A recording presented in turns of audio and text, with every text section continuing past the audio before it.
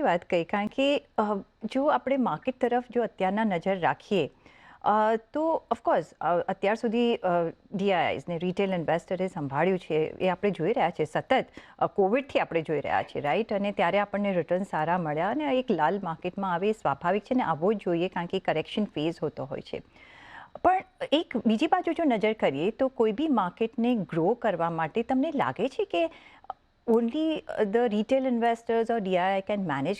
શું એફઆઈ એફપીઆઈઝની એટલું જ આપણને જરૂરિયાત પડે છે નેક્સ્ટ લેવલ પર લઈ જવા માટે? અને જે અત્યારના એક ડર સેવાઈ રહ્યો છે કે એઆઈ નથી ફેક્ટર ઇન્ડિયન માર્કેટ્સમાં, તો એફઆઈ જો આવે છે તો કયા થીમથી આવશે? કારણ કે એક જે ભારતીય માર્કેટ છે એ આપણે જોઈ રહ્યા છીએ કે એક ડાયવર્સિફિકેશન ઘણું બધું ઓફર કરે છે, ઓલ્ધો એઆઈ પ્યોર પ્લે ફેક્ટર નથી. શું જોઈને એ લોકો પાછા પરત ફરશે?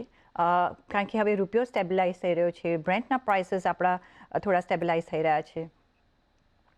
સુપ્રીતિબેન, એફપીઆઈ રોકાણ કરશે આપણા ફંડામેન્ટલ ઉપર, પણ અને આપણે દરેક કેપિટલને રિસ્પેક્ટ આપવી જોઈએ.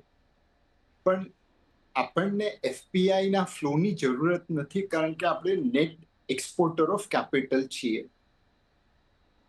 આપણી કરંટ એકાઉન્ટ ડેફિસિટ છેલ્લા 8 વર્ષમાં $251 બિલિયન છે, પણ એમાં cross import of gold A $353 billion છે. એટલે આપણે કરંટ એકાઉન્ટ સરપ્લસ ઇકોનોમી છીએ. દેટ મીન્સ આપણે બહાર કેપિટલ મોકલીએ છીએ, અહીંયા લાવવાની જરૂર નથી. બીજી વસ્તુ, દુનિયાનો એકમાત્ર દેશ ભારત છે જેનું 125% of GDP gold, silver, precious મેટલમાં રોકાણ કરેલું છે.